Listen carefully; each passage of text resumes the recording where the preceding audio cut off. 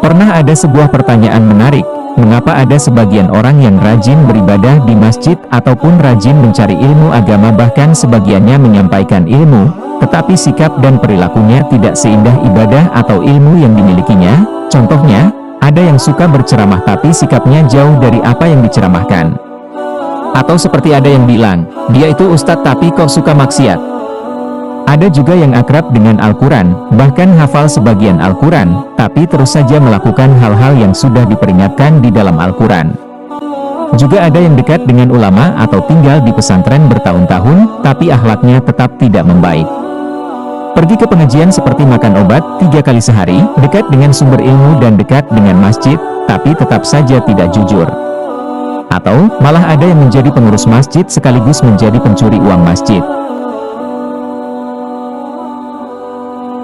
Ada 3 hal yang menyebabkan orang rajin beribadah tapi tak berakhlak.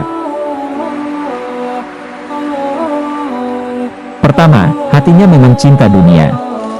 Sehingga ilmu agama dan ibadahnya itu untuk mendapatkan dunia yang ia inginkan. Rajinnya beribadah atau mencari ilmu bukan untuk mencari kedudukan di sisi Tuhannya, tapi untuk mencari kedudukan di depan orang. Seperti yang rajin ibadah, di hatinya ingin dianggap saleh atau salehah, dipuji sebagai ahli masjid, dikagumi sebagai aktivis pengajian, hijabers dan sorbanbers.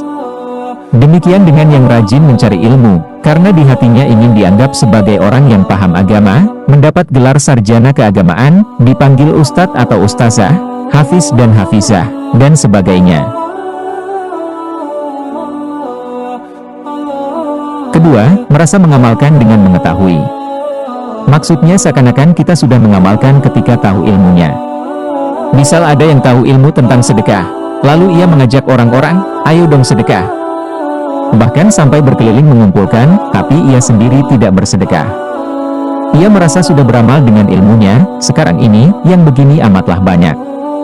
Seperti ada yang langsung merasa salah setelah lulus pesantren.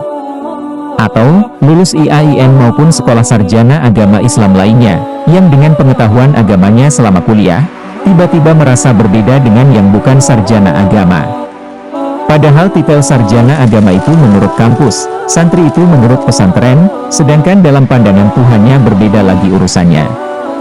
Kita harus berhati-hati dengan penyebab kedua ini. Kita kadang merasa sudah beramal dengan tahu ilmunya, padahal inilah titik lemahnya.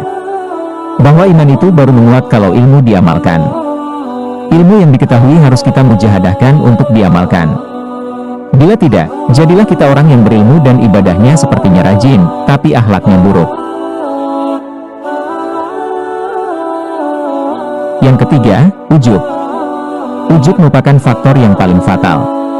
Sebagaimana sabdanya dalam hadis riwayat Imam At-Tabrani, bahwa ada 3 hal yang membinasakan, yaitu 1. Kekikiran yang dituruti, 2. Nafsu yang diperturutkan, dan yang ketiga adalah ujub.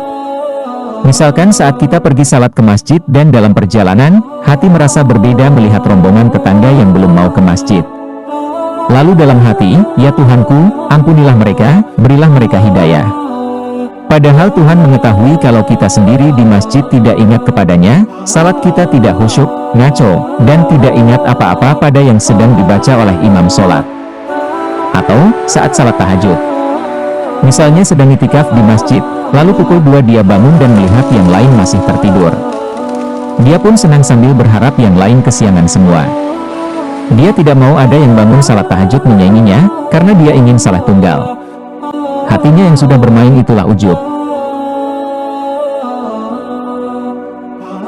Demikian 3 hal yang menyebabkan ada yang rajin beribadah atau berilmu, tapi akhlaknya tetap tidak indah. Semuanya itu karena memang bukan Tuhan yang menjadi tujuan ia beribadah dan mencari ilmu. Tanpa menjadikan Tuhannya sebagai tujuan, mau seberapa banyak ilmunya dan seberapa rajin pun ibadahnya, akhlaknya tetap tidak berubah. Walaupun hebat dakwahnya atau lancar hafalan Al-Qurannya, kelakuannya tetap tidak sesuai dengan yang diucapkan. Walau puluhan tahun tinggal di pesantren, jadi pengurus masjid, atau ikut pengajian, tetap saja pembohong, mencuri, suka bergibah dan maksiat. Walau seumur hidup jadi pengurus zakat, atau penulis dan penyetak anjuran sedekah, infak dan wakaf, tapi tetap pelit dan berhati miskin.